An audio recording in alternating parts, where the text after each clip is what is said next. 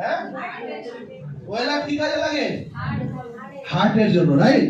তো আজকে দেখুন ওয়েল হার্টের ব্যাপারে ট্রেনিং দেওয়ার আগে কিছু কিছু জিনিস দেখুন।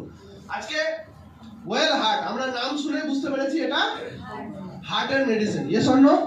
এটা আমাদের হার্ট। এবার অনেকে দেখবেন বানানটা খেয়াল করবেন, এখানে কি লেখা রয়েছে দেখুন, ওয়েল হার্ট, HART।